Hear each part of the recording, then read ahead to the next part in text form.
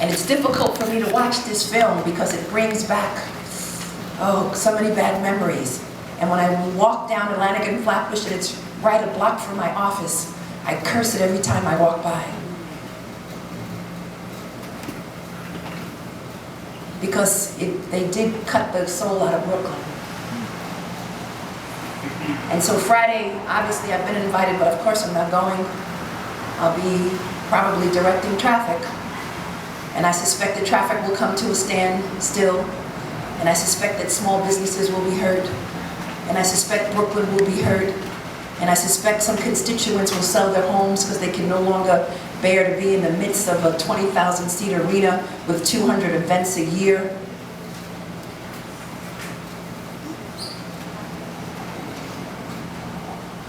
But then I just think about how we fought back and how proud I am with those souls who stood up for that which is right.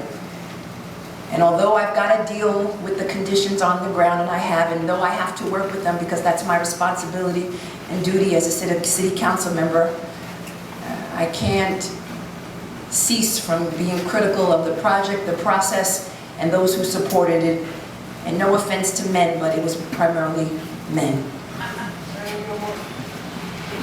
And so here we are, and there is still more land, and I do not want the district that I love and I represent and the community that I love to be a construction site for the next 25 years, and that's what they are planning to do, is to push this out for 25 years to build the rest of Atlantic Yards. And I've asked Governor Cuomo, and I thank him for not attending the presentation last week.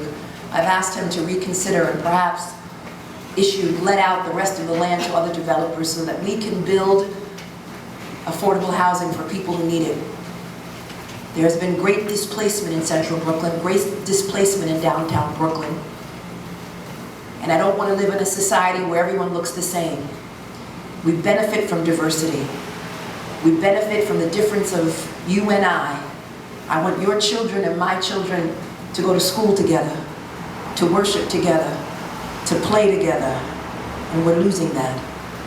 And so if you believe all that I believe in, all that my humble heart believes in, and I am a very simple person, I just believe in a more perfect society, and this project does not represent it. And so I hope that you enjoy the film. I look forward to working with you in the future, and if you believe in all the things that I believe in, please reach out to me. And every now and then, call me, and I just thank my constituents. During these dark days, they've called me, and they've said, how you doing? They've provided me a lot of cake and cookies. They've come by, the seniors, the silent majority of individuals who opposed this project, who stood by me and who walked with me. It's those individuals who I now praise and who I now support and who I now salute, because they really are the individuals who won here today. And so again, I thank Michael. I thank Michael's little daughter, who was a baby when I first met her. No, she was in utero when I first met her, right? Okay. And she's now my little adopted daughter, who I love, who's now 8 years old, and 10, who's my sweetheart. And I love her when she jumps into my arms. That's the world that I want to see. So enjoy the film, and get ready to be outraged. And that song, I remember Marty telling me, don't worry, be happy. I will never be happy. Not if this represents Brooklyn, because in my heart I know it doesn't. Thank you.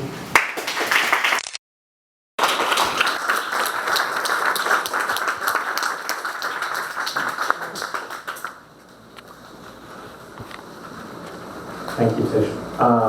Just disable phones and anything else that are making some noise. Thank you. And the movie's just about 90 minutes. 90 minutes.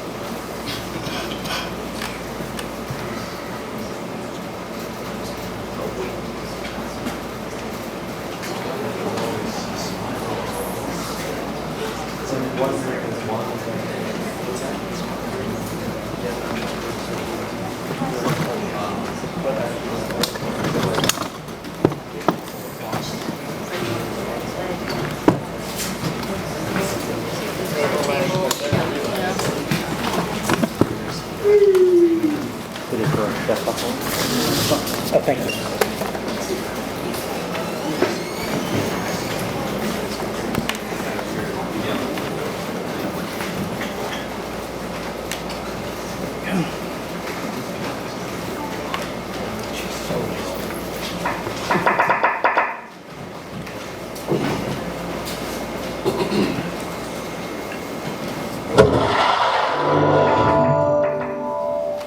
Sorry, ladies and gentlemen.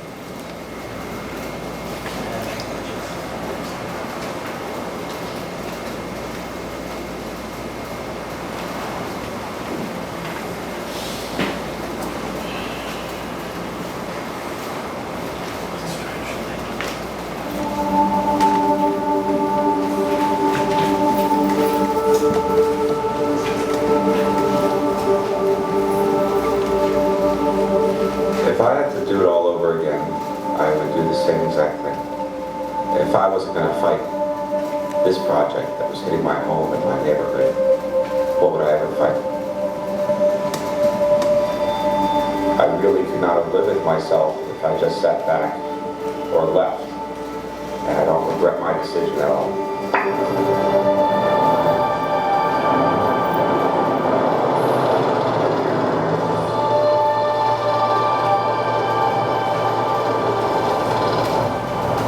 I moved into a neighborhood because I wanted to live in it for a long time. Perhaps raise a family in this neighborhood. Regardless of what happens here, I've lost that neighborhood. It's been emptied out. I've been very public in my position, and that's not always a comfortable place to be. Well, everything from that motel is over there to that building they started demolishing. And as you look this way, see McDonald's. These are people that I've invited on the roof. You cannot allow these cameras in. What? Show me something that says that. I just got the word from the lawyer, talking to a lawyer right now. The lawyer's telling me that the cameras cannot belong on the roof. Okay, we'll send the car. How did anyone of them see us going up? I'm not sure how. Well, there was no camera down in there? Well, There must be. there's a camera somewhere. Somewhere.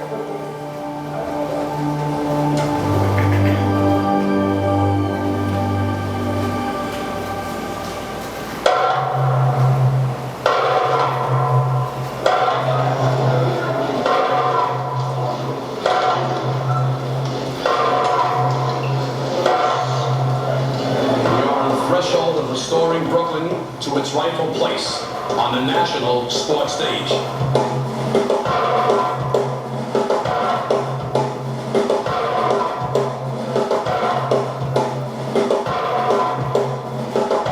Brooklyn, as everyone knows, is a world-class city, and it deserves a world-class team playing in a world-class arena designed by a world-class architect.